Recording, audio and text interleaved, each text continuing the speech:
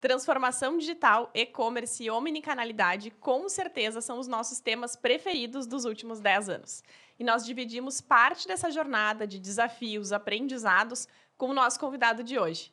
E isso depois da gente aprender na marra que, para fazer transformação digital, precisávamos quebrar as barreiras entre TI, negócios, e-commerce e inovação.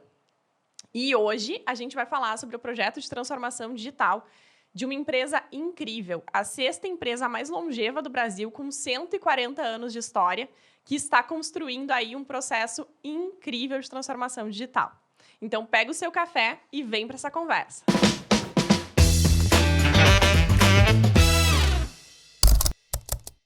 E esse é o Icon Café, podcast da Y2V Digital, onde trazemos convidados incríveis para um bate-papo descontraído sobre os desafios e dia a dia de quem vive e-commerce e omnichannel na prática. E quem está aqui com a gente hoje, Jess? Bom, o nosso convidado de hoje, então, ele nasceu em Santa Maria do Herval, mas passou boa parte da sua vida em Campo Bom e hoje ele vive em Pomerode, a cidade mais alemã do Brasil. Ele é pai do Vitor e do Henrique, marido da Tita, um beijo para vocês. É formado em TI, tem pós em gestão de negócios e MBA em Digital Business.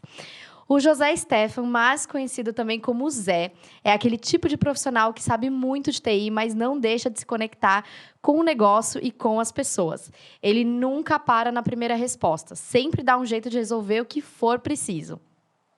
Ele começou a carreira dele como desenvolvedor, assumiu a gerência de TI e varejo no Grupo Arezzo&Co, depois toda a TI do Grupo Frigelar. E hoje ele é head de transformação digital e TI na gigante Karsten.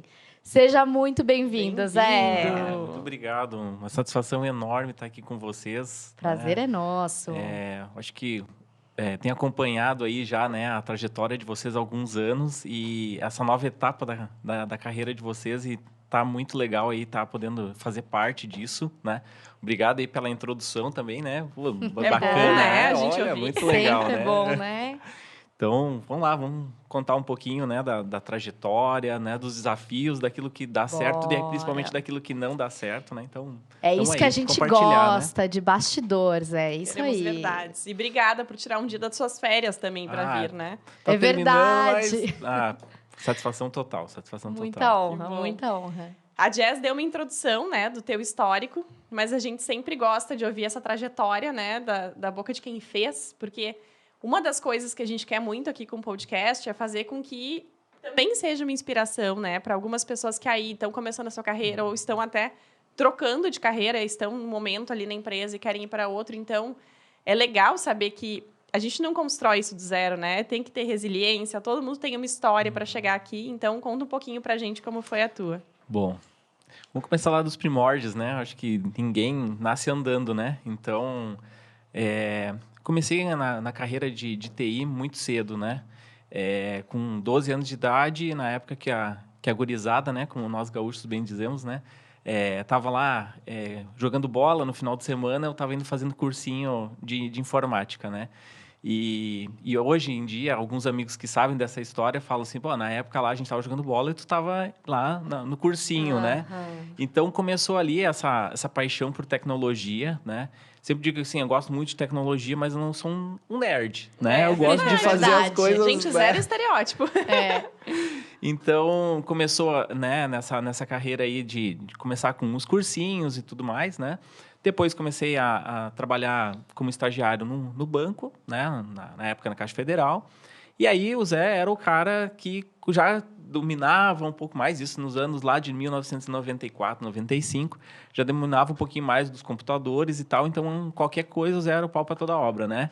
Então, desculpa a palavra aí, né? Mas depois, né? Então, começou ali essa questão de estar no dia a dia, né? E muito disso, Jess, que tu falou, né? De não parar na primeira resposta, né? Eu sempre fui uma pessoa e sou uma pessoa muito aberta de querer ajudar, né? Querer fazer. Né? Então, começou ali. Depois disso, comecei a trabalhar numa outra empresa, né? Lá em Campo Bom mesmo. né? Comecei na área de suporte, depois virei de desenvolvedor, né? Então, assim, começou a realmente saber de como as coisas nascem, né? Onde é que dá o problema do dia a dia e tudo mais, né?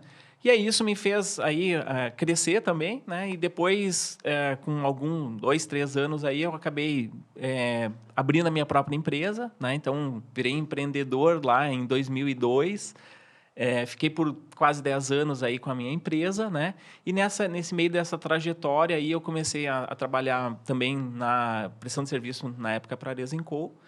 E aí ali foi onde é que eu me apaixonei pelo varejo, né? Sim. Então, realmente, assim, é uma coisa que me brilha os olhos, né? Esse contato com as pessoas e cada vez mais a gente poder... A gente tem hoje eu brinco, né, com o time, muitas vezes a gente tem um cinturão do Batman, né? Com um monte de ferramentas aí para poder colocar para as lojas e tudo mais. Então, nessa trajetória ali, né, que eu fui empreendedor, acabei trabalhando com a Arezzo & Co. E aí, no meados de 2011 ali, fui convidado, então, para fazer parte como funcionário, então, da Arezzo. Assumi, na época, como coordenador de desenvolvimento, né? Fui me desenvolvendo, já tinha muito contato com franqueados e tudo mais, então já fazia toda essa ponte, vamos dizer assim, entre tecnologia com os franqueados. Os franqueados falam de você até hoje, né, Zé? Não sei. São, tomara que falem bem, falam bem. Né? Então, e assim, essa é uma característica minha também, né? Essas relações humanas, né? Com Eu acho certeza, que se conectar. essa conexão, né? A gente sempre diz que tem os 3 pilares, né? Processos, pessoas, tecnologia, né? E a gente tem que trazer as pessoas para o primeiro pilar, né? Então, e aí, com isso, acabei, então, assumindo toda a gerência de TI e varejo, né? Fiquei até final de 2009. Depois fui para a Frigelar, né? Foi uma passagem não tão comprida, vamos dizer assim, quanto da Arezzo & Co., né? E agora, então, à frente aí da parte de tecnologia na Karsten, né? Que... Sim, com muito orgulho, né? Trabalhar na 6ª empresa mais longeva do Brasil. Se a gente olhar pela história toda, né? Que se passa em 140 anos, né? Agora em setembro a gente vai fazer 141. Né? Só de começar assim, a gente sempre comenta, né? 2 guerras mundiais, né? Então, começa aquele negócio assim, meu Deus, é muita resiliência, né? Então, esse é um pouquinho, né, da trajetória rápida, assim, né? Mas... eu acho que o importante é a gente se encontrar naquilo que a gente gosta de fazer, né? Eu sempre digo pro time também, no momento que a gente acorda da manhã e acaba sendo um fardo levantar para ir trabalhar, alguma coisa está errada. Perfeito. Né? Então, acho que esse é um breve resumo aí da história. Porque não é fácil, né? Acho que tu trouxe a palavra resiliência muito bem. E, inclusive, nós 3 vivemos histórias incríveis aí com resiliência.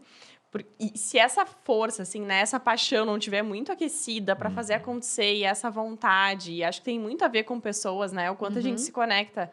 Falamos dos franqueados com o próprio time, com o propósito da empresa, a gente não tem isso. Não, com certeza não. E assim, os desafios, né? Tem 2 frases sempre do varejo, né? O varejo muito dinâmico e o varejo muito nervoso, né? Então, acho que isso acaba calejando a gente de certa forma, né? Porque horas o mercado está muito bom, horas já não está tanto. Então, a gente... E aí, como área de tecnologia, eu acho que sempre tem que ser uma inovação com resultado, né? Inovação não pela inovação da legalzice só, né? Às vezes tem algumas coisas que a gente precisa...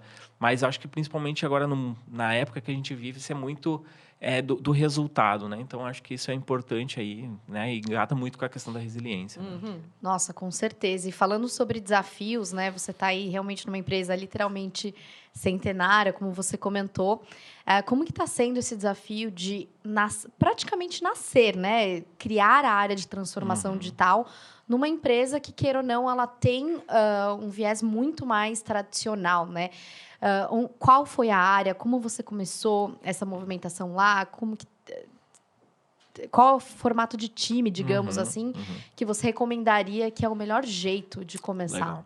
Bom, a Karsten, ela é uma empresa, na essência, ela é uma empresa industrial, né? Então, ela teve, por muitos anos, uma plataforma de desenvolvimento de produto e muito forte exportação, né? E depois com a questão da entrada toda do mercado da China e tal. Então, isso foi diminuindo e hoje ela é uma empresa ainda, né? Que o B2B, ele representa grande parte do negócio.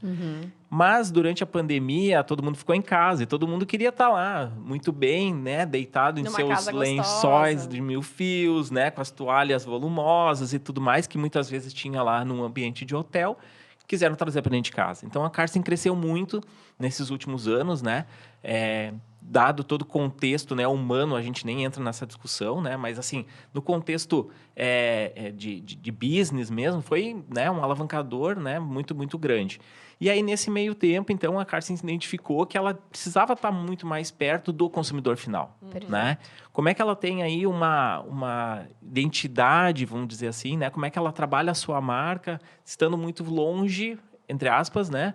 Sempre tendo uma pessoa, né? Um canal, intermediário, né? Então, se viu a necessidade de, principalmente, modernizar, né? Então, trabalhar com uma questão mais de transformação digital, entregar negócios mais rápido para as áreas internas, vamos dizer assim, né? E aí, por conta da expertise de varejo, então, me fizeram um convite. Então, eu acabei, né, mudando de mala e cuia. Hoje, a gente mora na cidade, né, mais alemã do Brasil, né? Então, a Carsten fica em Blumenau, mas a gente está aí na divisa, né? E aí, naquele primeiro momento, já respondendo a tua pergunta, foi uma estratégia, assim, uma transformação digital voltada para o B2C. Perfeito. Né? Com esse foco, Com esse foco, né? E aí, pegando alguns aprendizados de vidas passadas, né? A gente já foi, né? Eu comecei a estruturar lá o time, né? Do zero, realmente, né? Uma TI mais voltada para o varejo. Estruturando o time já em formato de squads, né? Trabalhando com algumas metodologias ágeis e tudo mais. E, principalmente, assim, falando um pouco de mais tecniquez, né? Desacoplando a questão toda de tecnologia da indústria, né? Porque a indústria tem uma questão dos sistemas legados e tudo mais. Então, como é que a gente consegue aquele cinturão do Batman que eu comentei antes, que tem muita solução hoje, né? A gente vai para um fórum no E-Commerce Brasil, vai para outros fóruns aí de tecnologia, a gente vê o quanto tem de soluções que estão na prateleira, né? E aí, como é que a gente pluga isso de uma maneira rápida? Então, a gente criou aí uma questão de um barramento, né? E aí, ali, a gente conseguiu começar a construir as coisas e meio que desacoplando da questão do sistema legado da indústria. E aí, a gente conseguiu acelerar. Né? Então, a gente conseguiu fazer muitas coisas em pouco tempo. Né? Claro que a gente sempre quer fazer mais. Né? Sim. Mas a gente conseguiu habilitar, né? Ser um enabler do negócio de uma maneira rápida para poder fazer... a própria sustentação que já tinha, né? Não é terra arrasada, eu não gosto disso, né? A gente sempre tem que evoluir, né? Acho que não é uma questão de mudar, né? É uma questão de transformar e de fazer um upgrade, né, das coisas. Então, foi muito nesse formato e tem dado muito certo, tanto que a minha história começou na Carsten pela área da transformação digital e aí, ao longo desses 2, 3 anos aí, vieram outros convites, né? E aí, hoje estou com a TI como um todo, né? Sendo aí um parceiro do negócio em relação a isso.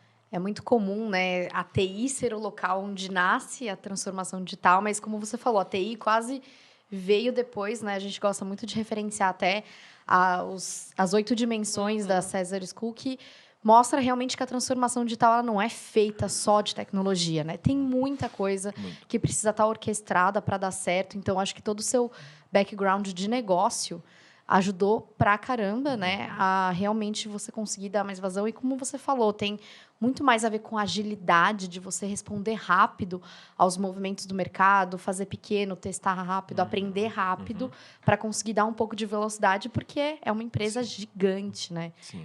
O negócio é muito grande. Eu acho, e um outro ponto, né, também é a questão de envolver as pessoas, né? Sim, Né? nossa, muito. Então, de como é que a gente consegue... É a mesma coisa assim, a questão da inovação. Não é aqui jaz a inovação, né? A inovação ela permeia tudo, né? Às vezes, de uma ideia simples, né? Tem vários cases aí, né? Se trazem muitos aprendizados e muitos ganhos, vão ser bem realistas, financeiros né? Que no final do dia, nenhuma empresa acaba sendo filantrópica, né? Então, tem que dar resultado.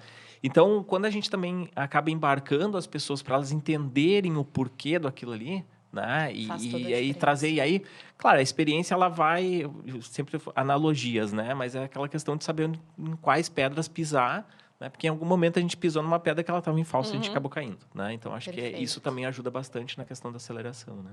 Não, legal dizer que aquela história tradicional que a gente sempre conta de mim, grávida de 8 meses, viajando no meio da pandemia, foi exatamente para isso, para juntar todo mundo, construir junto. A gente fez alguns eventos lá na Karsten muito legais, onde a gente reuniu realmente, a gente usa como case até hoje, assim, o quão importante foi e a gente conseguiu envolver as pessoas, assim, fiscal, financeiro, tecnologia, realmente trazer todo mundo para uma construção inicial com base sólida que a gente fez junto e isso ser, né, um habilitador e uma fonte de engajamento para o projeto acontecer. Tem outra história clássica que eu vou contar aqui de tempos de Ares & Co também, né, que a gente tinha ali o primeiro MVP, né, de entrega pela loja, inclusive. Naquela época, gente, realmente, TI e-commerce era um setor, TI varejo era outro. Então, imagina eu ali fazendo os primeiros pilotos, tentando ler os dados do estoque das lojas físicas, que tinha, né, o famoso Zezenet ali na época. E, assim, realmente, gente, quando a gente fala de MVP, era MVP do MVP, porque eu baixava aquela lista todos os dias para poder fazer o upload. Eu falei, gente, a gente tem que se conversar. E aí, eu lembro, assim, para mim foi muito simbólico a parede ter caído entre as duas TIs, enfim. Porque aí, realmente, a gente se uniu, né? A gente fez uma série de projetos e quando a gente olha depois as lojas digitais, né? A gente se conectou muito nessa época e como... somando as forças, fez muito mais sentido da gente, do começo, desenhar as coisas junto que antes. Não era a realidade, não era o que acontecia. E, no final do dia, as duas frentes têm uma intersecção gigante, né? Então, conta até um pouquinho sobre isso. A Vanessa comentou do nosso hackathon, da gente conseguir trazer as outras áreas já para uma construção. Porque, como a gente falou, fazer transformação digital, omnichannel, enfim, depende de todas as áreas possíveis. E aí, às vezes, vem a turma da inovação, inventa tudo e fala, olha, agora você tem que resolver. Não foi assim o movimento na Karsten, né? Então, conta um pouquinho sobre isso. Vou começar pela... Eu acho que os cases de Ares & Co foram muito, muito bacanas, né? E assim, acho que foi uma época muito legal, né? Porque... A gente está falando, hoje em dia, o Omnichannel já está na boca e muita gente fazendo, né? Mas lá em 2015, 16, 17, né? Esse negócio era outra pegada, né? Sim. E aí tem alguns eventos, né? Alguns cases aí que, né? De reforma de loja em uma semana e botar a loja toda abaixo, né? A gente já vai lembrar disso, né? Então, chapéu, né? Inesquecível. Muito, muito bom. Mas acho que ali foi um laboratório muito legal, né? Começa pela questão de realmente essa, né, da barreira e da unificação né, de trabalhar em conjunto mesmo, né, por um propósito maior, né? Porque não é o meu projeto ou o teu projeto, é o projeto da empresa. Da empresa. E ali foi bacana porque... De um lado tinha uma necessidade de negócio e do outro lado tinha uma questão da tecnologia que podia habilitar. Então, por mais que tinha lá a questão de dados do estoque e tudo mais, mas não faz sentido, tem que ficar baixando planilha. Então, vamos entender mais e eu acho que ali foi um momento bacana de realmente de união, vamos dizer assim, né? Do dia a dia dos times e tudo mais, né? E aí eu levo isso hoje comigo para a carreira, né? Porque eu acho que aí entra a questão, né, dos primeiros meses, vamos dizer assim, né? Acho que foi no segundo, terceiro mês que eu estava na Karsten. Então, a primeira coisa, a gente organizou um hackathon, né? Então, estamos falando de omnichannel, tá? Mas o que bicho é esse? Né? O que é? Né? No final do dia, todo mundo acaba se servindo de alguma coisa, né? De omnichannel, mas, de fato, a Dias acho que sempre fala isso, né? Quem vê palco não vê bastidor, né? Usou essa frase, né? Então, assim, o quanto a gente precisa trabalhar no bastidor para que a coisa, de fato, orquestre, né? Nossa, com certeza. E a gente sabe, muitas vezes, que tem, né, ali várias pessoas no bastidor que estão alimentando planilha e tal. Então, tá lá no MVP, né? E nunca acho que vai ser perfeito, né? Porque sempre vai ter uma necessidade diferente e tudo mais. Mas naquele momento do hackathon, e a gente começou por um hackathon... muito de entendimento das áreas de negócio, né? A gente não começou falando de tecnologia direto. É o porquê que a gente está fazendo. Quais foram as jornadas, né? Quais são elas? E aí, todo mundo. Aí a gente está falando de financeira, de fiscal, de contábil, de logística, de saque, da área comercial. Ah, mas era comercial do B2C? Não, foi do B2B também. Com Né? certeza. Porque a ideia a gente tem que pensar numa questão de estratégia. A questão de estratégia de olhar isso, né, pro grande bloco, vamos dizer assim, né? Então, aquele momento ali, hoje ele serve hoje ainda, né, passados 2 anos e pouco, que a gente vem construindo as ferramentas, ele serve ainda de base, né? Então, aí também tem outro lado, né? Tipo assim, vou falar agora com a Vanessa, que é do fiscal, né, sobre clique e retire. Mas o que é clique e retire? Não, Vanessa, tu participou lá atrás, né? A gente Então, desenhou eu sempre juntos. brinco, né? Do momento que a gente passa a saber, a gente não pode mais alegar demência, né? Total. Né? Então, isso foi muito importante, né? Para as pessoas entenderem a complexidade, porque não é aquele negócio assim, não, agora eu fiz, lancei a ideia e agora resolve, né? E depois, daí a gente fez um outro hackathon, né? Que aí, sim, né? A Vá estava ali de 8 meses já, né? E aí, sim, a gente fez um mergulho, né, em cada uma das jornadas que faziam sentido também. Acho que isso é outra coisa. Foram 2 etapas, né? Foram 2 etapas, né? E aí, como é que a gente prioriza? Não, quem prioriza vai ser todo mundo, né? A gente, né? Vocês apoiaram muito na questão lúdica também. Acho que isso, até hoje em dia, o pessoal brinca, né? Ainda com os dinheirinhos, né? Então, quanto dinheiro você coloca em cada uma das... Né? Tem R$1.000 ali, né? Enquanto você coloca em cada uma delas. Então, a priorização até é feita de uma forma, às vezes, muito mais lúdica. Conjunta, né? Daquilo que faz sentido, né? E nada está escrito na pedra, né? A gente sabe que, né, o varejo é dinâmico, o varejo é nervoso e tal. Então, a gente pode também mudando isso, né? Não, e tu trouxe 2 coisas aqui que eu acho que vale até a gente ressaltar, que tem a questão do MVP, que a gente se deparou nesses 3 anos de consultoria com muitas empresas que não têm, talvez, a mesma perspectiva, talvez, que a gente, da história do MVP, porque, para quem não conhece essa história, de fato, este início da transformação digital era assim, a gente vendo o pedido cair, constava estoque, viu o pedido cair, ligava para o motoboy ia na loja e o pedido chegava na cliente. Então, assim, é realmente o mínimo processo e produto viável para fazer acontecer, de forma manual, muitas vezes, para depois botar a tecnologia nisso e fazer a integração. E, às vezes, as pessoas querem tirar do papel já com o processo perfeito. Não, assim, manual desse jeito não vai funcionar. Mas, muitas vezes, é um manual que faz a gente aprender o processo na integridade e, quando a gente botar a tecnologia, já ser muito certeiro, né? Porque, às vezes, se gasta muito tempo com tecnologia, ferramenta, implementação. E, quando tu bota para rodar, não era bem aquilo, né? Então, acho que vale muito, assim, a gente ressaltar esse ponto de MVP e do quanto ele é importante e faz parte aí das nossas vidas até hoje falar de MVP.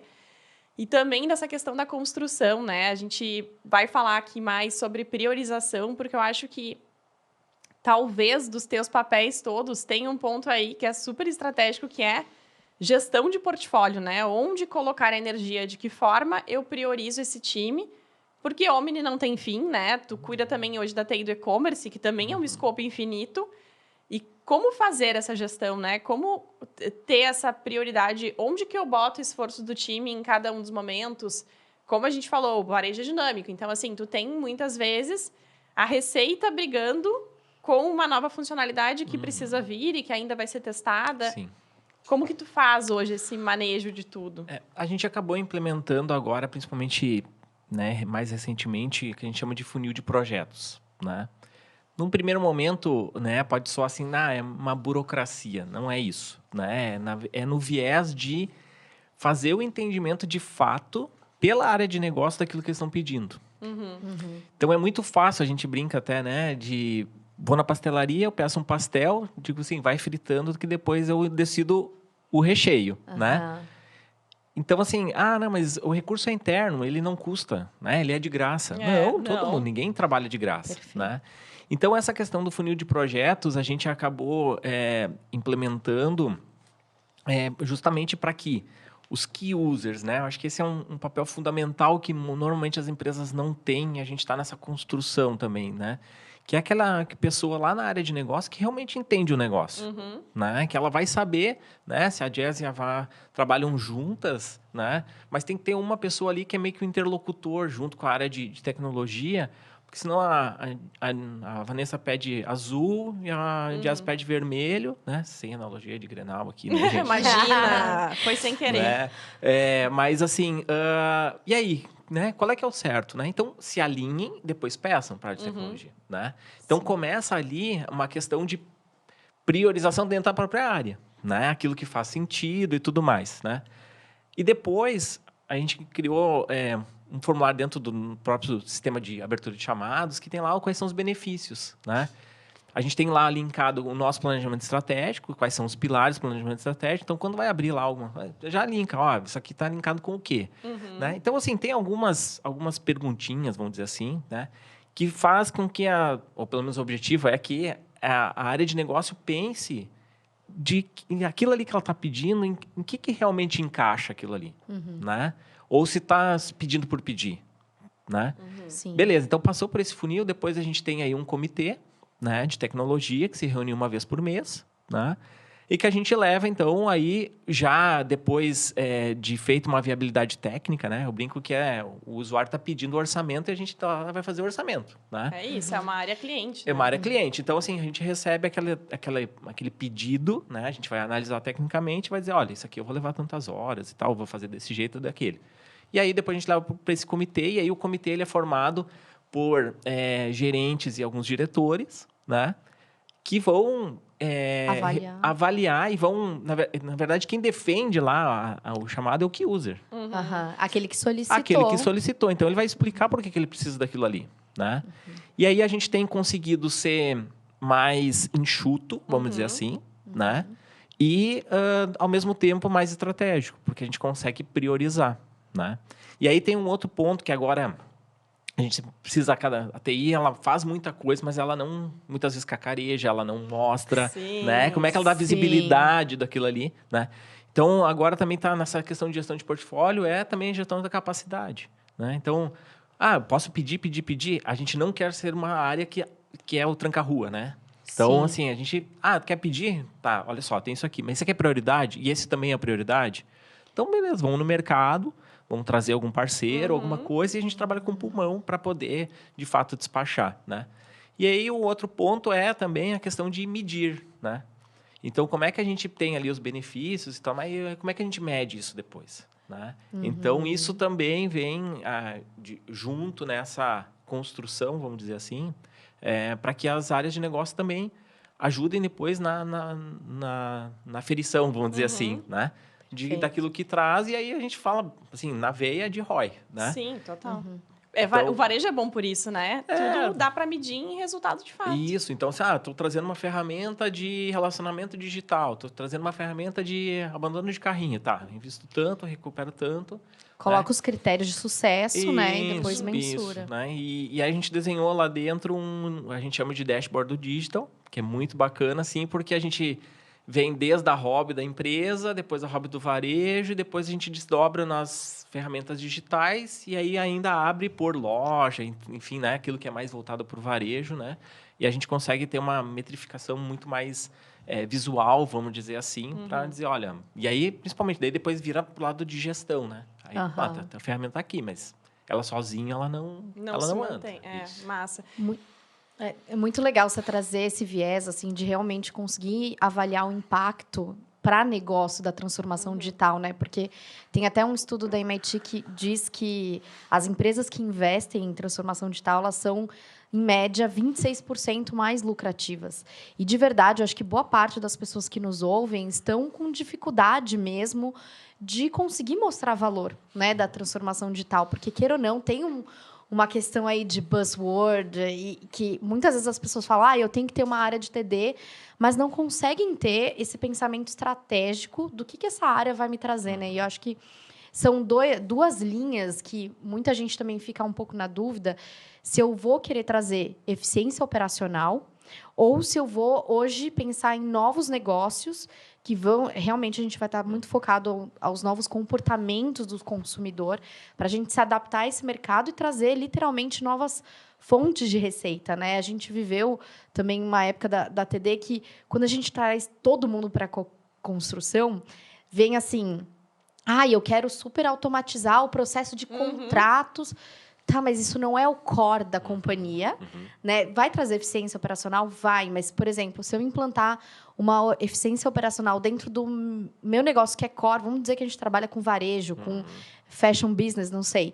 Se a gente trouxer algo de eficiência operacional aqui, que vai alavancar ou vai trazer uma redução de despesa muito mais significativa, aí faz sentido, né? Mas, realmente, como você falou, a gente tem que trazer uma escassez de recursos, trabalhar com priorização, porque também, senão, a gente pode sair fazendo um monte de coisa que não vai gerar impacto no negócio, né? E, no final do dia, não vai trazer resultado e vai ser muito mais difícil. Muito nesse viés, Jess, que é a questão do nosso funil de projetos, né? Que lá tem dois blocos que eu acho que se endereçam direto isso que tu está falando. Primeiro é os nossos, a gente chama de projetos estratégicos, né? Então, aquela solicitação está linkada com algum deles. Esse é o primeiro ponto. E o segundo é, qual o benefício?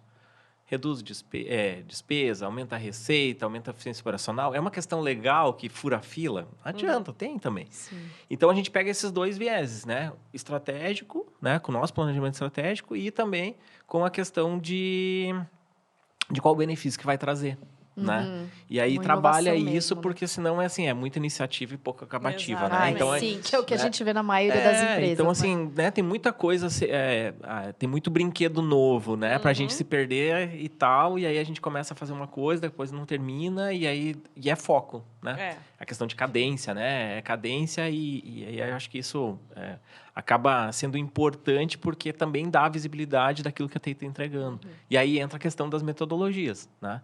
A questão de fazer uma review, né? Eu ia mesmo te perguntar de governança, porque esse é um tema, né?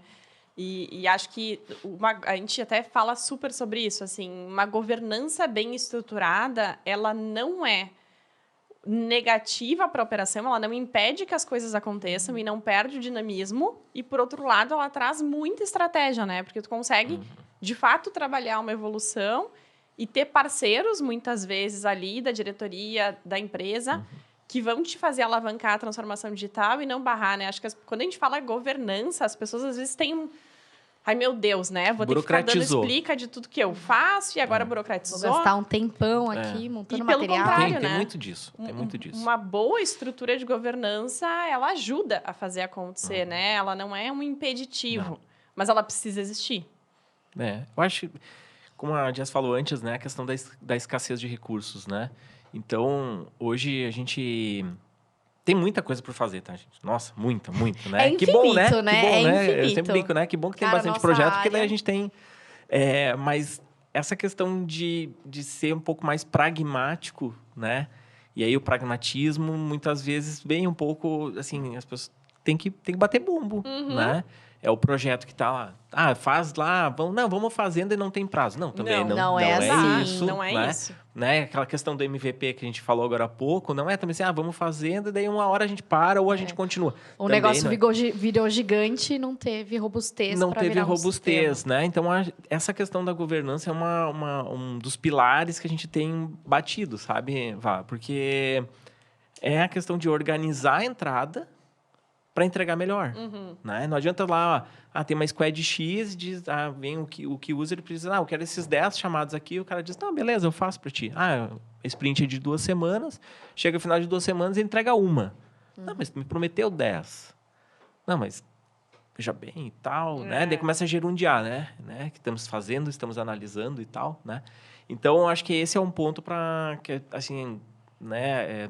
Fica a dica, né? Vamos dizer assim, que é a questão da governança no sentido de ser mais ágil, né? E aquilo que é comprometido é entregue. Isso, né? é estratégico, né? É estratégico. Assim, avalia a prioridade, entrega, revê a prioridade, Isso. entrega. E aí volta uma responsabilidade muito grande para o time de tecnologia, que é assim, Piolo, se você, com o time, disse que você consegue colocar aqui nessa sprint, aí a gente começa a medir também. A gente está medindo, né? Então, usa ferramentas, tem várias ferramentas no mercado. Hoje a gente usa o Azure DevOps para fazer essa gestão das sprints, né?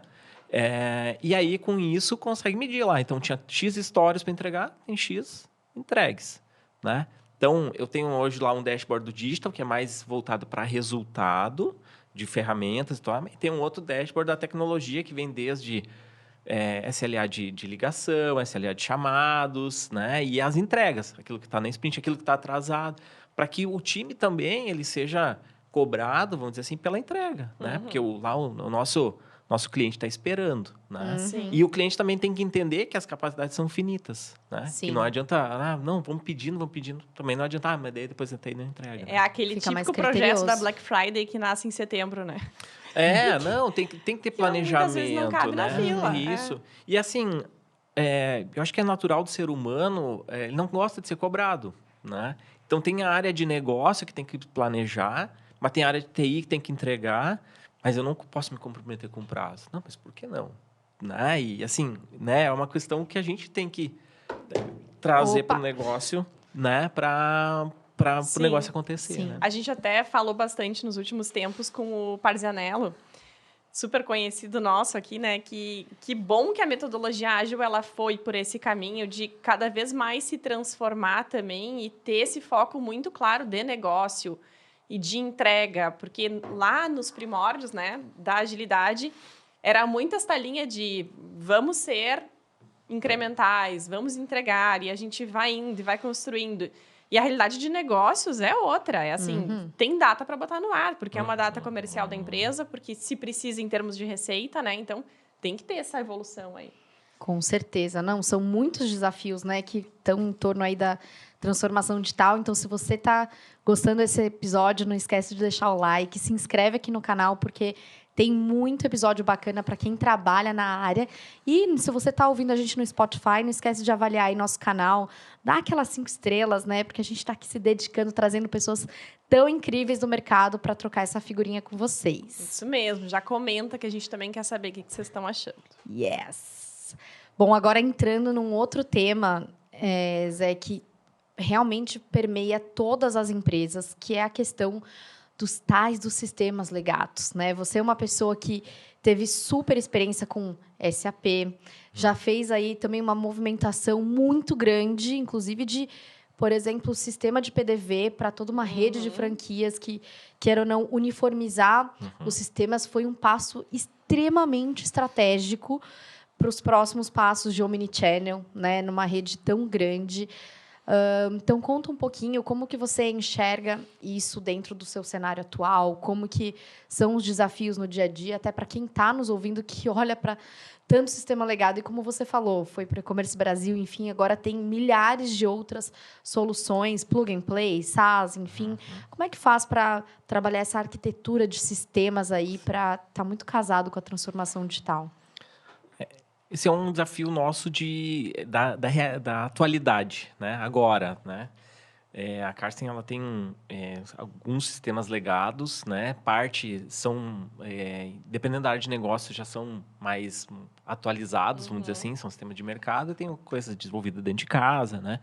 Então, isso realmente é uma dificuldade, não é uma dificuldade da Karsten, é uma dificuldade do mundo, né? Por mais que a gente quer ser cada vez mais, ter sistemas especialistas, mas a gente quer ter coisa unificada. Sim. Então, e vocês têm a total. indústria, né? Que por si Sim. só já é muito pesada em Sim, termos de sim, sistema, né? Então, só fazendo uma analogia, é a mesma coisa do cara que não quer receber uma promoção especializada para ele, mas ele não quer dar o CPF lá na hora. Exatamente. Né? Então, tipo assim, não, ou escolhe uma coisa ou outra, né? Sim. Então, eu acho que o primeiro ponto aqui dessa conversa, eu acho que ela passa por realmente a gente entender quais são os sistemas que precisam ser modernizados, né?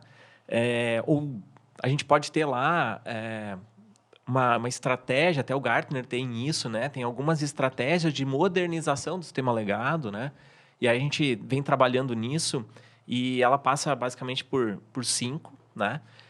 Uma estratégia é encapsular, ou seja, posso ter uma tecnologia lá, por exemplo, desenvolvimento com COBOL, mas é uma rotina super complexa e tal, e que ela está ali funcionando, então ela pode ser encapsulada e ela pode ser chamada via API ou via, né? Enfim, ela pode... Então, a gente não muda aquilo ali, porque vai trocar meio 6 por meia dúzia, vai só gastar tempo e dinheiro e não vai ser estratégico, né? Uma outra que é a questão de converter, né? Então, converte para uma linguagem mais atualizada, né? Então, traz de uma realidade de um sistema, talvez, vamos pegar de novo, COBOL, por exemplo, traga uma linguagem mais atualizada, mas continua sendo desenvolvida internamente, enfim, né? Uma outra ela pode ser uma mudança de plataforma. Então, a gente, bom, olha aqui, tem uma necessidade X, né? Tem um sistema especialista no mercado, então, ao invés de eu desenvolver dentro de casa, eu vou lá e vou trazer uma solução de fora. E aí vai, de novo, o gancho que a gente falou antes. Traz a área de negócio, vê quais são as dores, entende o que precisa, e aí a gente pode fazer olhar para essa estratégia e entender, bom, esse sistema especialista aqui, através de uma RFP, enfim, faz sentido e tudo mais, né? Tem a outra que a gente chama só do reescrever, mas ela está numa linguagem já atualizada, mas ela precisa de um tuning, né? Ela está um pouco lenta e tal, né? Então, essa outra, né? E tem a outra que é o repensar, né? Que eu acho que faz muito sentido, né?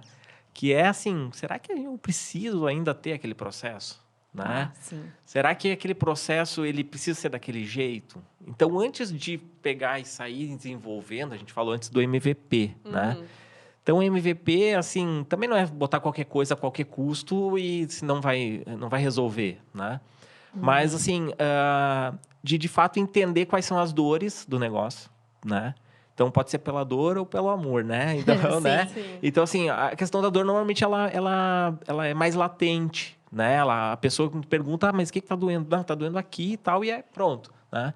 Sempre digo assim, analogia de novo, né? Entra numa farmácia, se tu não souber a dor, tem um caminhão de remédio. Sim. Né? Tu vai pegar um remédio, não vai adiantar de nada.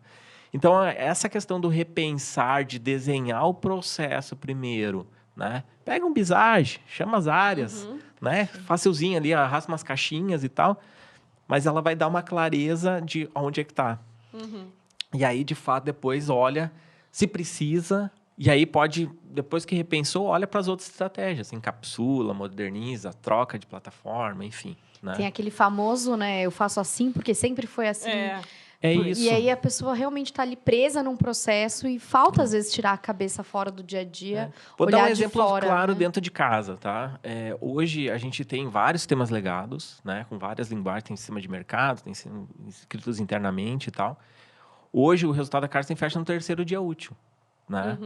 E muitas empresas que rodam com RPs gigantes não fazem o fechamento no 3º dia útil. E há um ano atrás, fechava lá no 7º dia útil. O que a gente fez? A gente foi pegando e montamos um grupo de trabalho multidisciplinar com todas as áreas. E aí se montou a primeira coisa assim, qual é que é o cronograma de fechamento? Tá. Onde é que está levando mais tempo? É nesse processo. Então, vamos tentar melhorar isso. Não adianta melhorar, de 3 dias, melhorar aquele que leva 5 minutos. Sim, o ganho vai ser muito pequeno. Não bota energia nisso. Aí né? entra de novo, priorização, envolver as pessoas, entender o processo. E aí, de fato, então, veio num trabalho de algumas melhorias em alguns pontos, né, de sistema, óbvio, sempre vai ter, mas muito de processo. E aí se enxugou isso, né? Sem contar na qualidade de vida também das pessoas, né? Aquela história, fechamento e tal, né? Vira à noite e tal. Não, então tá muito... E aí, o que se mexeu? Basicamente, numa questão de processos, né? Então, e tecnologia como habilitadora. Habilitador. Não é porque muita gente ainda enxerga a tecnologia como início, meio e fim. Não, isso é um problema da TI. Não. A TI, ela entra como viabilizadora de algo que foi repensado, né? E tu falou em repensar, me vem muito uma questão que a gente tem aí super ouvido, né? Inclusive, se falou agora no E-Commerce Brasil também, que é esse repenso maior da indústria com relação até ao B2B, né? Como que se faz esse momento de transformação digital também dentro do B2B, que tem aí uma história, se você nunca trabalhou com B2B, que basicamente se desenha uma coleção, gera ali aquela coleção, tem os representantes comerciais que vão para a rua, atendem os clientes, abrem novos clientes, vendem os produtos, é produzido e isso é entregue e o Multimarcas vende lá para o cliente. Esse processo, assim, B2B, né, tal qual se conhece há muitos anos, vocês também estão repensando, tem um olhar hoje dentro da tua área também para o B2B? Eu sempre digo que assim, o B2B, eu entendo que ele está pegando vidas passadas, né? Ele tem dois tipos, vamos dizer assim, né? Tem o B2B franqueado, que nem a Jess falou, né? Pegando um exemplo, troca lá o sistema de PDV, tem um contrato de franquia e tal, meio que, né? Entre aspas, sugerido imposto, vamos dizer assim, né? Mas que tem vários outros benefícios por trás, né? Então, tem uma unificação, né? Principalmente hoje em dia, né? Na questão dos dados e de poder gerar insights em cima disso. Então, isso, vejo, é complexo muito, né?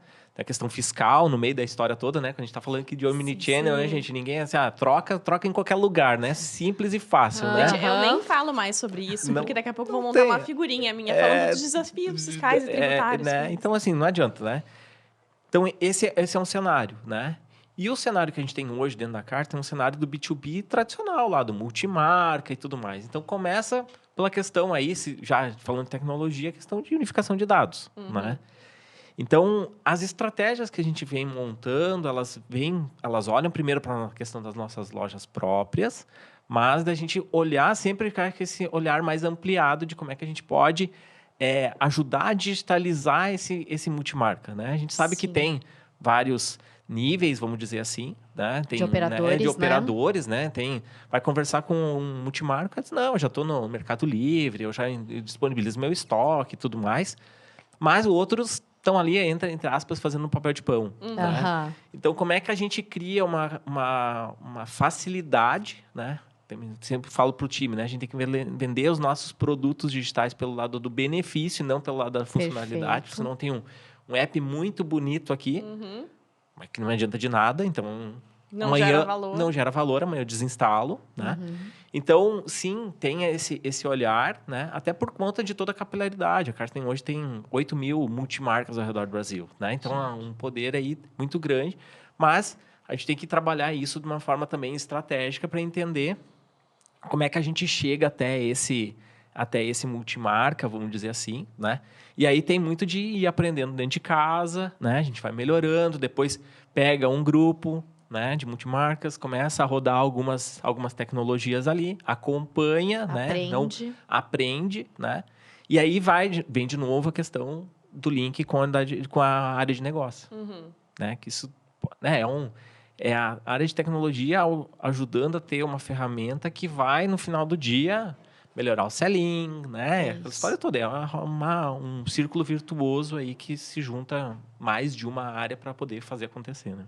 Muito bom, né? Realmente, eu acho que tem essa vantagem competitiva das multimarcas, que é, de fato, a capilaridade, né? Como a gente fala, às vezes, parece que o Omnichannel ele foi desenhado para um cenário de multimarca, porque você está muito mais perto, né, dos consumidores finais e, ao mesmo tempo, até para a questão de prateleira infinita, né? Você poder ofertar o estoque do e-commerce para uma loja que tem um sortimento menor. Parece muito perfeito e desenhado para isso, mas é muito desafiador, né? Sim. Pelo ponto que a gente fala também sobre a diversidade de sistemas, as questões fiscais, que são mais... Já é difícil com loja própria, franqueado, imagina com multimarca, né? Então... dentro dessa questão, né? Pegando um exemplo, né, do Prateleira Infinita, acho que ele vem muito a casar porque... Num cenário, muitas vezes, de dificuldade até econômica, às vezes, talvez, do lojista, que ele não consegue comprar o portfólio todo, né? Ou ele tem um produto que está girando muito bem e ele não quer perder venda. Então, vem com vários benefícios esse tipo, né, de solução, né? E, por outro lado, a gente tem que facilitar a vida dele, né? De como é que a gente monta esse arcabouço fiscal, vamos dizer assim, para que a gente facilite a vida dele, né? Mas que, principalmente, aí o time da loja... Exatamente. Né? O time da loja, o engajamento, né? Sempre digo assim, é muito rápido hoje em dia para a gente colocar uma ferramenta no ar, né? Relativamente rápido. Mas o uso... Esse é difícil. Outra parte. Se você não trabalha com varejo, no fim do dia, quem ganha o jogo é o vendedor na ponta. Assim, é quem está lá. No caso, né, vendedor, consultor, especialista de vendas, as pessoas que estão pisando na loja todos os dias fazem aquilo ser sucesso ou não, né? Não tem nada que a gente possa fazer desse lado. A gente tem que preparar bem o terreno, treinar, realmente mostrar o valor para fazer acontecer. Aí nós três aqui, né, o exemplo lá também na época de Arezzo & Co, né, área de tecnologia, né, na época numa squad de Customer Success, que era justamente de fazer o negócio ali acontecer, né? Então, e aí a gente precisa sair um pouquinho da cadeira de tecnologia só e calçar um pouco o sapato lá do dia a dia, né? Vai para a loja, vai para a loja e tal. E isso hoje a gente não tem feito o quanto a gente gostaria de fazer, né? Sim. Então, sempre aquela questão, não, mas a prioridade agora é entregar e tal, mas vamos entregar e vamos medir lá, vamos acompanhar, entendeu? E aí trazer as gerentes, trazer a área de negócio, o gestor do canal, né? Entender com eles o que tá, por que ainda não tá, mostrar números, né? Então hoje a gente tem já uma base muito legal, então a gente tem lojas que são muito legais, tem uma loja que não tá tão legal, mas tem esse benchmark aqui. Então tem benchmark Você dentro consegue de chegar casa, até aqui, né? dentro de casa, né? E semana passada eu estava falando com outro fornecedor, enfim, estava no meio das férias, mas fiz uma reunião aí. Não para nunca, né? Mas assim, ele falou assim, que é o quanto deixou de ganhar. Então, putz, se a gente começar a montar um dashboard, a gente coloca assim, o quanto deixou de ganhar tal coisa, porque tu não fez tal. Quem não quer, né, essas camadas extras de faturamento dentro da loja, né? Então, a gente tem que mostrar esse viés aí, eu acho que também dá um clique a mais aí para as áreas de negócio, enfim, né? Porque no final do dia a gente não quer trazer complexidade para elas, a gente quer ajudar a vender mais, né? Trazer mais rentabilidade, enfim, né? Nossa, muito bom.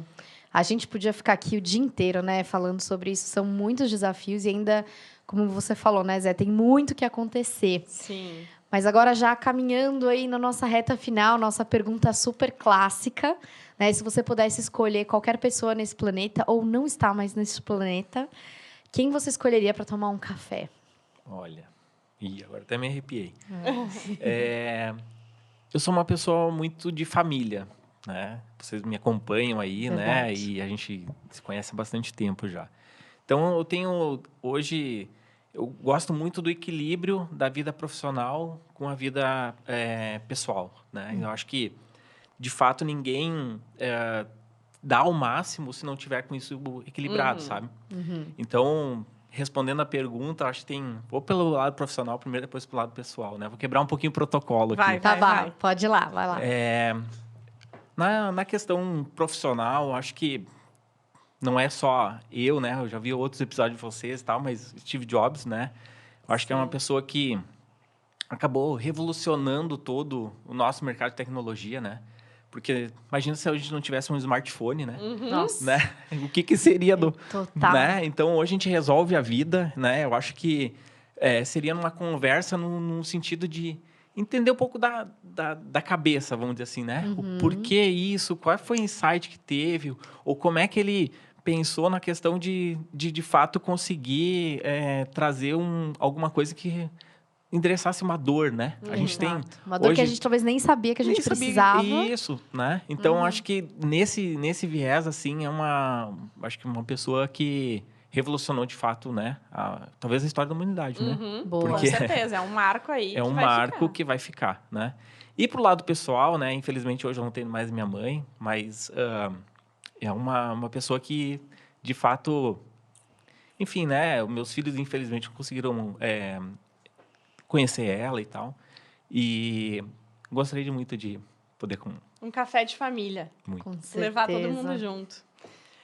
Olha, tomara que um dia isso seja possível, né? Tem previsões aí. A gente adora essa parte de astrologia, que talvez uma hora essas conversas possam acontecer. Verdade. Então vamos ficar na torcida aqui. Vai que um dia rola, né?